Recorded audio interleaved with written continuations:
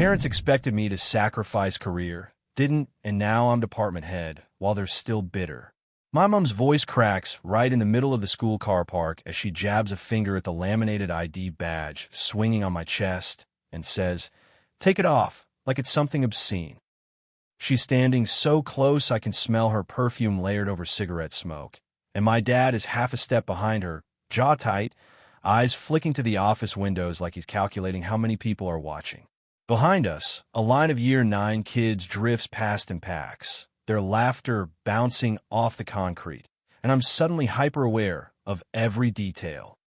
My lanyard twisting, my palms sweating against the folder of paperwork I'm holding, the way my stomach feels like it's trying to crawl up my throat. "Mom," I say low because the last thing I want is staff hearing this. "Please don't do this here." She scoffs like I've insulted her. "Here is perfect," she says. "You love embarrassing us?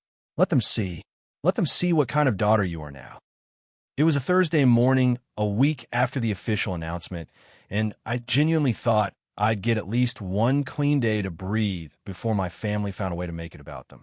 The staff meeting had been scheduled early, before the first bell. The principal had done the whole formal thing. Thanked the panel, talked about leadership, congratulated me in front of everyone, and then handed me a neat little folder with head teacher, science printed on the top like it was a ticket to somewhere new. I'd smiled, said the right words, and felt my chest buzz with a mix of disbelief and relief.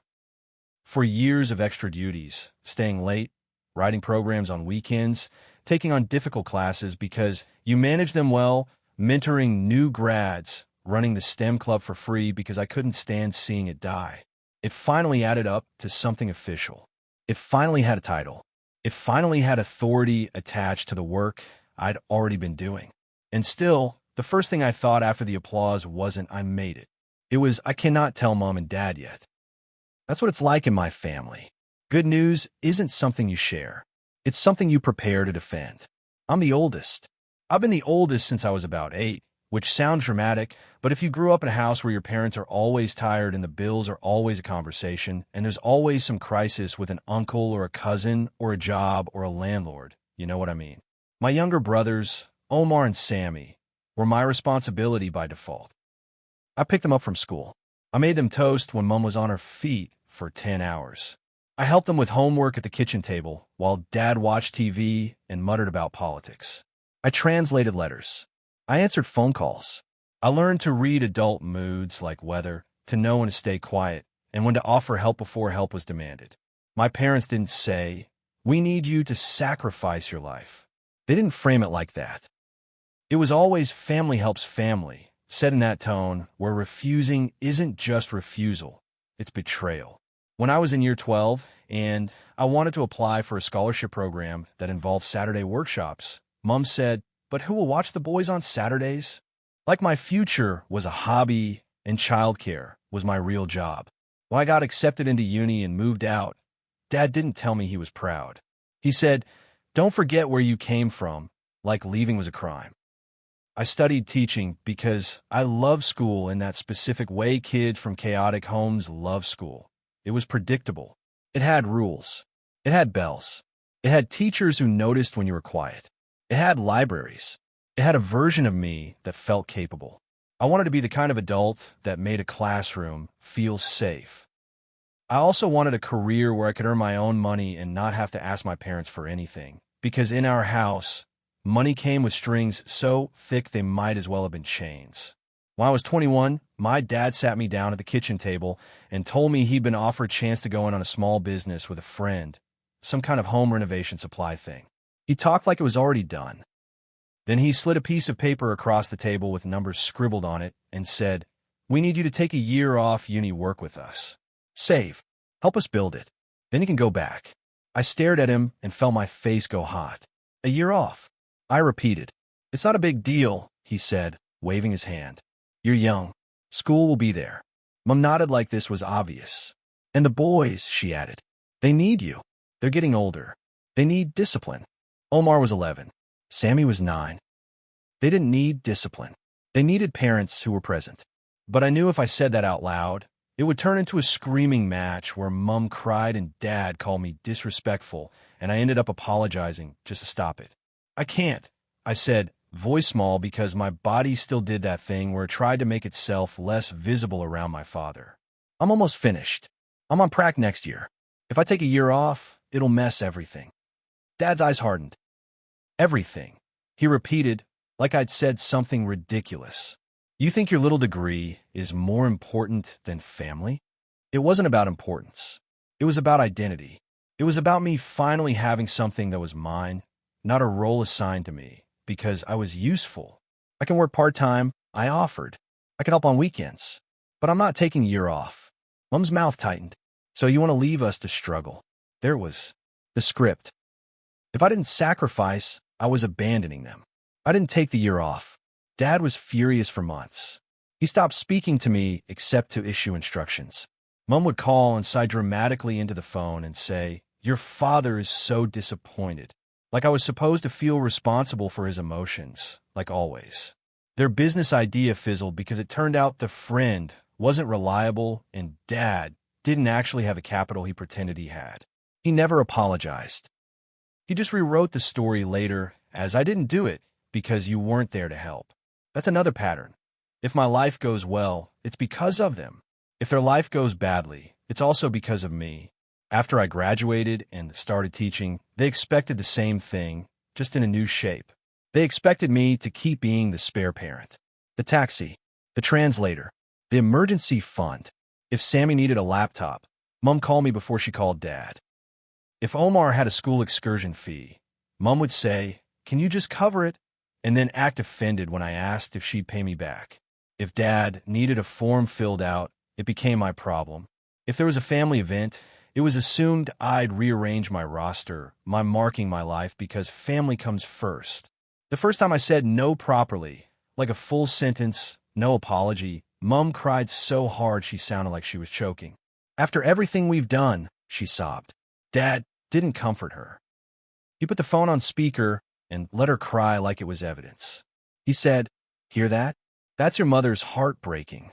It was over something so simple, it makes me furious even now. I couldn't pick up my brothers from sport because I had parent-teacher interviews. Interviews. The thing my job literally required. "You can reschedule," Dad said. "I can't," I said, staring at my calendar like it might save me. "Parents have booked. I have to be here." "You always have to be there," Mom snapped, voice sharp now that the crying wasn't working. For strangers. They couldn't understand that my work mattered to me because it wasn't just work. It was proof. It was independence.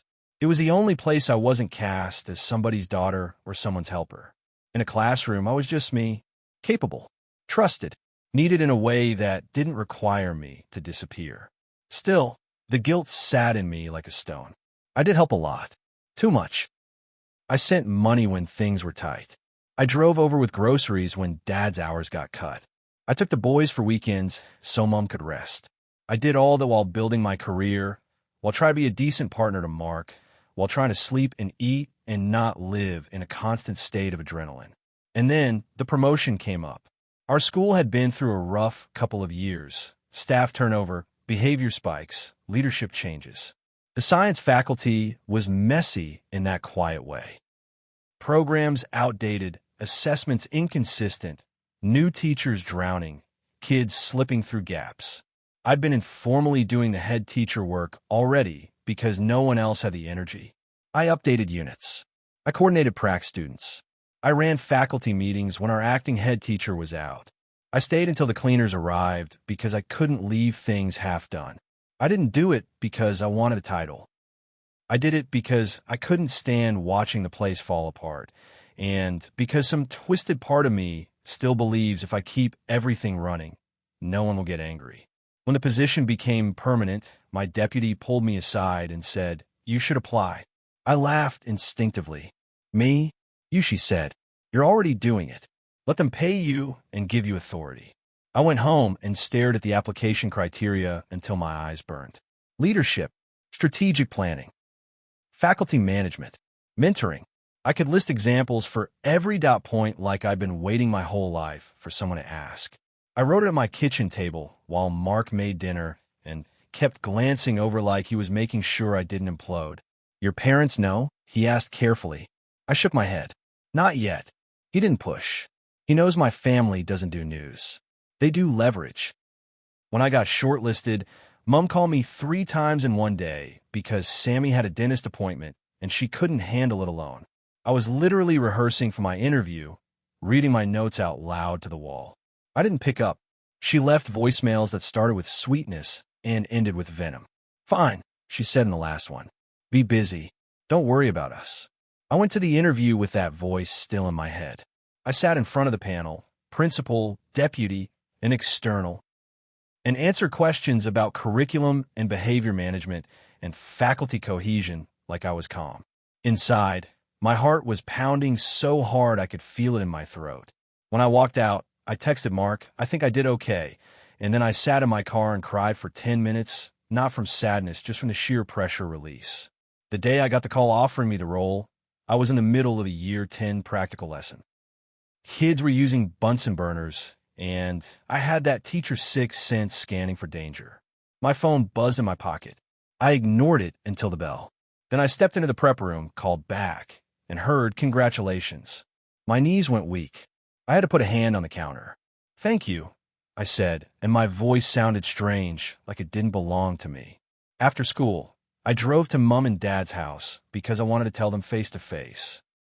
Some part of me still wanted that moment where my father's face softens and he says he's proud. I know. I'm not dumb.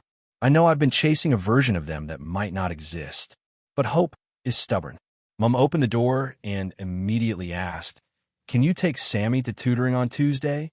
I need to tell you something, I said, smiling anyway. Dad looked up from the couch. What?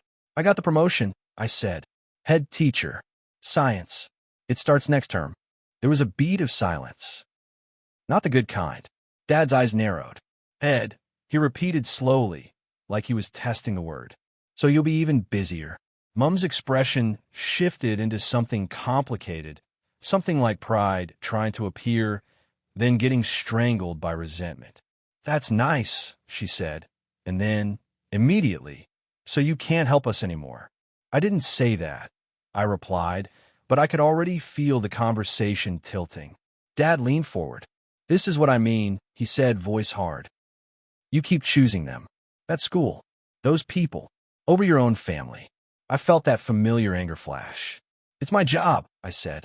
It's my career. I work for it. And what about what we worked for?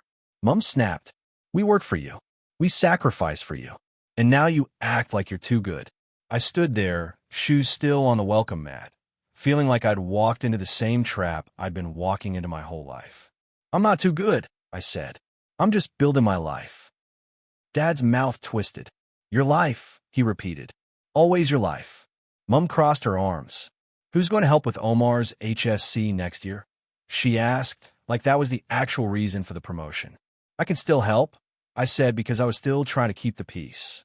But I can't be the default for everything. Dad's eyes sharpened. So you're saying no?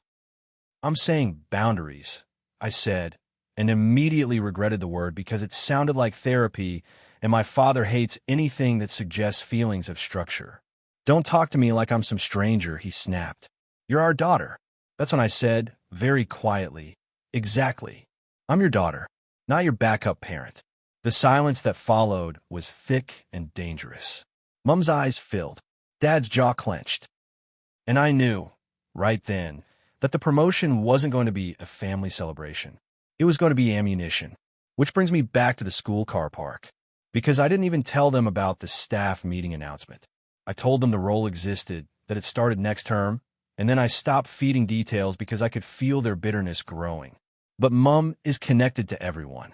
She knows a receptionist who knows a teacher's and who knows someone at my school. Someone mentioned it. Someone congratulated her. And instead of feeling proud, she felt embarrassed. Embarrassed that other people knew before she could control the narrative. So she showed up at my workplace with Dad. In the car park, Mom's voice keeps climbing. You think you're a boss now, she says. You think you can tell people what to do, but you can't even look after your own family. Mom, I say again because my throat is tight, please lower your voice. Dad finally speaks, low and cutting. You didn't come last Sunday. I had reports, I say. I told you. Dad shakes his head like that's an excuse only an idiot would believe. Your brothers ate takeaway again because you weren't there to cook. My vision goes sharp around the edges. I'm not their mother, I say, and I hate how it comes out. Not cruel, just exhausted. Mom's face twists. Listen to her, she says, loud enough that a passing teacher glances over. Listen to the way she speaks. This is what education does. It makes you disrespectful. I look at the teacher, Mrs. Hargreaves, English faculty, who gives me a quick, sympathetic look and keeps walking. My cheeks burn. The humiliation is physical. It's hot and sticky and makes my hands shake. Mom, Dad, I say, forcing my voice to stay steady. I'm in a meeting in 10 minutes. If you want to talk, we can talk later. Not here. Dad steps closer. He's not yelling, but his presence is heavy. You're not too busy to be a daughter, he says. Something in me snaps into clarity. Not rage. Clarity. I'm being a daughter, I say. I've been being a daughter my whole life.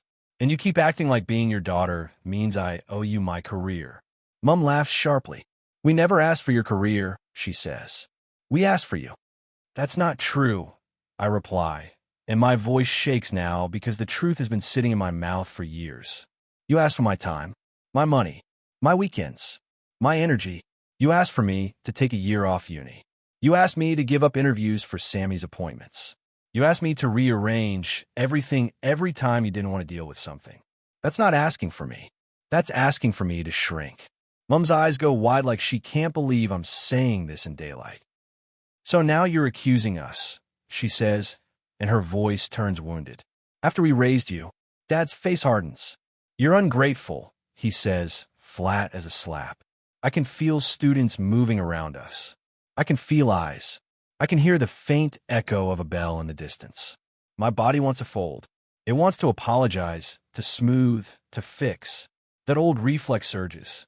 And then I remember the staff meeting, the applause, the folder, the way my deputy smiled at me like she wasn't sure I understood my own value. I remember Mark's voice last night when I told him I was scared my parents would sabotage my happiness. You don't have to absorb her. You don't have to absorb him. So I straighten my shoulders, even though my hands are trembling. I'm not ungrateful, I say. I'm just not available for this anymore. Mom's lips part. For what? She whispers, and I can hear the disbelief. Like she genuinely can't see the pattern. For being punished when I grow. I say. Dad scoffs. Grow, he repeats. You think you're growing? You're leaving your family behind. I swallow hard. I'm not leaving, I say. I'm just not sacrificing my career to make you comfortable. Mom's face crumples for a second. I see something like fear there. Fear of losing control. Fear of the story changing. Then it hardens again into anger. So you choose them, she says, and the word them comes out like poison. Your little school. Your little title. I look at her and feel grief in a way that isn't about death. It's about the version of parents I kept trying to earn. It's not little to me, I say quietly. That's when my dad says the thing that finally makes me stop arguing. Then don't come back, he says. It's not the first time he said it. He's used it for years as a weapon. If you don't obey, you're out. But this time, standing in my workplace, watching my mother's face twist, hearing my father's voice try to cut me down in front of strangers, I realize something simple and brutal. He doesn't know any other way to love me. He only knows how to keep me close by making distance feel dangerous. And I'm tired of being afraid of distance. I'm going inside, I say, voice steady now in a way that surprises me. I'm not discussing this here. Mom's hands fly up. So you're running. I'm working, I reply. Dad's eyes narrow. You think this makes you important? I pause because something in me wants to give him the honest answer. Not the defensive answer. The truth. It doesn't make me important, I say. It makes me stable. It makes me proud of myself. And it makes me less dependent on you. That's why you hate it. Mom gasps like I've sworn. How dare you, she whispers. I nod once, like I'm acknowledging her feeling without surrendering to it. Then I walk away. My legs feel like they're made of wire. I can feel tears threatening, but I keep my face forward. I keep breathing. I make it to the staff room door, and only then do my hands start shaking so badly I have to grip the handle with both palms. Inside, my deputy looks up from her laptop. "Hey," she says, noticing my face. "Everything okay?" I want to lie. I want to say, "Yep," because I've been trained to keep family mess private. But my voice cracks. "My parents showed up," I say. Her expression softens. "Do you want me to call someone?" "No. We spear. Swing. I just need 5 minutes." I go into the tiny storeroom where we keep spare lab goggles and boxes of worksheets, and I press my forehead against the cool metal shelf and breathe like I'm trying not to drown. My chest aches, not just from the humiliation, from the old guilt, from the little kid in me still trying to prove she's good. The rest of the day is a blur. Meetings, emails, a student crying because she failed a test, a parent angry about homework, normal school chaos layered over my personal chaos. I function because I've always functioned, but every time my phone vibrates, my stomach twists. That night, Mom texts me a paragraph about how I embarrassed her, how my father is heartbroken, how my brothers are confused, how I've changed. She ends it with, "We did our best." Their best included making me responsible for their feelings. Their best included treating my independence like betrayal. Their best included showing up at my work to punish me for a title. I stare at the message for a long time. Mark sits beside me on the couch, waiting, not pushing. Finally, I hand him my phone. He reads it jaw tight and hands it back. "You don't have to reply tonight," he says. I exhale slowly. If I don't reply, she'll spiral. "She'll spiral anyway," he says gently, "because this isn't about your response. It's about their control." I know he's right, and it still hurts. Over the next few weeks, my parents tried different angles. Dad calls once and leaves a voicemail that's just silence and then a sigh, like he wants me to feel guilty for existing. Mom calls my aunt and tells her I'm too busy for family now. My aunt messages me to remind me that parents are everything, like my career is a selfish hobby. Omar texts me late one night. "Mom's crying. Can you just come over?" That one nearly breaks me, because Omar doesn't know the whole picture. He just sees Mom upset and thinks the solution is me smoothing it, like always. I text him back, "I love you. Tell Mom I'll talk to her this weekend. I'm not coming over tonight." Then I put my phone down and I shake, full body, because saying no still feels like stepping off a cliff. When the weekend comes, I drive to their house with my stomach knotted. I sit at their kitchen table, the same table where Dad once tried to bargain my future for his business idea. Mom makes tea and slams the mugs down like she wants the sound to prove something. Dad sits with his arms crossed, eyes cold. Mom starts immediately. "You think you're better than us," she says. "I don't," I reply, keeping my voice calm. "But I think I deserve a life." Dad's mouth twists. "We gave you life, and I'm grateful," I say. "But you don't get to own me because you raised me." Mom's eyes fill. "So we're nothing to you." "That's not what I said," I reply, and I can hear the old trap in her words. If I defend, I'm admitting guilt. If I don't, I'm cruel. Dad leans forward. "Your mother needs help," he says. "Your brothers need guidance. We need you." There it is. Need. Not want. Not love. Need. I swallow. "I can help," I say, "but not like before. I can come once a week. I can take Omar for study help. I can take Sammy to tutoring sometimes. But I'm not canceling work. I'm not giving you money without discussion. And you don't show up at my workplace again. Ever." Mom's face hardens.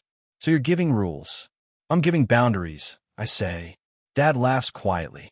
"This is what they teach you," he says, and there's contempt in it. To talk back. I look at him and feel something quiet in me settle. "No," I say. "This is what I taught myself. Because I'm tired." Mom opens her mouth to argue, and I raise my hand slightly, not in a dramatic way, just enough to interrupt. "I'm not doing the guilt cycle anymore," I say, voice firm now. "If you want me in your life, you talk to me with respect. If you want help, you ask, you don't demand. And if you insult my career, I leave." Dad's eyes flash. "Then leave." He snaps like he can't help himself. So I stand up. The movement is simple, but it feels like an earthquake inside me. Mom stares up at me, shocked, like she didn't believe I'd follow through. Dad's face tightens, a flicker of panic under the anger. He didn't actually want me to leave. He wanted me to flinch. I'm going, I say. When you're ready to talk without threats, you can call. Mom's voice rises. You're abandoning us. I'm protecting myself, I reply, and then I walk out. Hands shaking, heart pounding, but I walk out. In the car, I grip the steering wheel and cry, so hard I get a headache. Not because I regret it, because it's grief. It's the grief of realizing love doesn't always come in a safe shape. It's the grief of accepting my parents might never clap for me. They might never say, we're proud. They might never stop seeing my success as a loss for them. A month later, I start the role officially. I move into the tiny head teacher office with a desk that wobbles and a filing cabinet that sticks. I make a plan for the faculty. I meet with new teachers. I sit in meetings where my voice is heard differently now. Not because I'm suddenly smarter, but because the title forces people to listen. It's surreal and satisfying and terrifying. Some days I feel like I'm playing dress-up in leadership. Other days, I feel like I've been waiting for this my whole life. My parents don't congratulate me. Mom sends a message that says, hope you're happy. Dad doesn't message at all. And yet, life gets calmer. Not immediately. There's still fallout. There are still nights where Omar calls me, and I can hear Mom crying in the background. There are still family events where my aunt makes comments about career women forgetting their roots. There are still moments where I catch myself mentally preparing arguments before I even pick up the phone. But the more I stop bending, the more the world doesn't end. The boys still eat. Mom still breathes. Dad still goes to work. The house still stands. Their emergencies shrink when I stop being the solution to all of them. 6 months into my role, my school hosts an awards night. Parents and staff. The principal introduces the faculty heads. I stand up when my name is called, smile politely, sit back down. Mark squeezes my hand under the table. Afterward, a colleague's husband tells me, you must be proud. And I feel my throat tighten because, yes, I am. Quietly. Fiercely.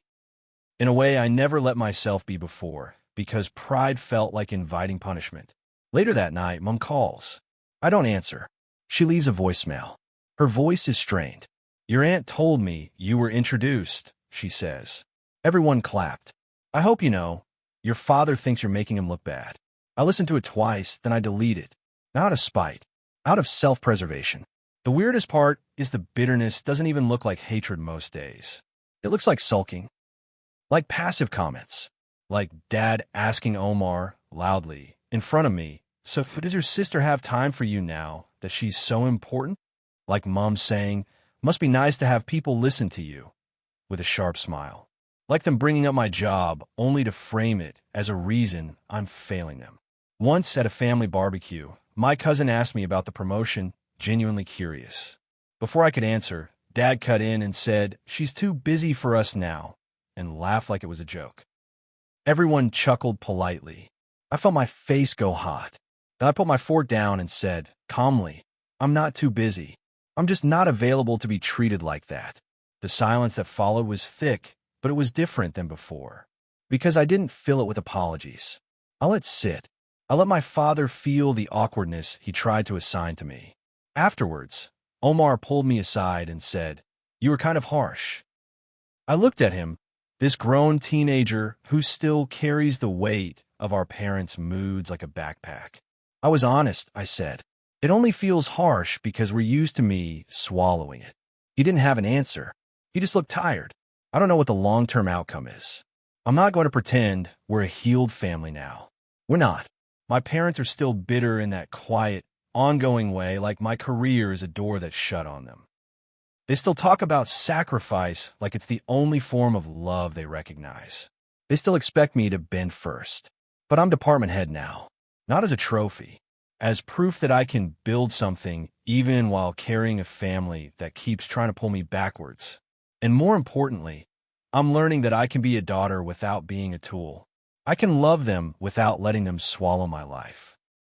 Sometimes I still feel guilty, late at night, when my brain replays Mom's crying or Dad's tight voice.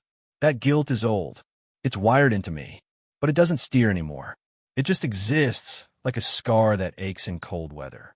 And when I think back to my mom in that car park, her finger jabbing at my ID badge like the lanyard was the problem, I realized what she was really reacting to, the visible sign that I belong to myself, that I have somewhere else I'm valued, that I'm not waiting in their orbit for instructions. They hate not being able to rewrite my life as theirs. So I keep going to work. I keep showing up for my students. I keep leading my faculty. I keep my boundaries even when my voice shakes. And when my parents try to punish me with bitterness, I remind myself of the truth they refuse to say out loud. I didn't ruin the family by choosing my career. I just stopped sacrificing myself to keep their version of the family intact.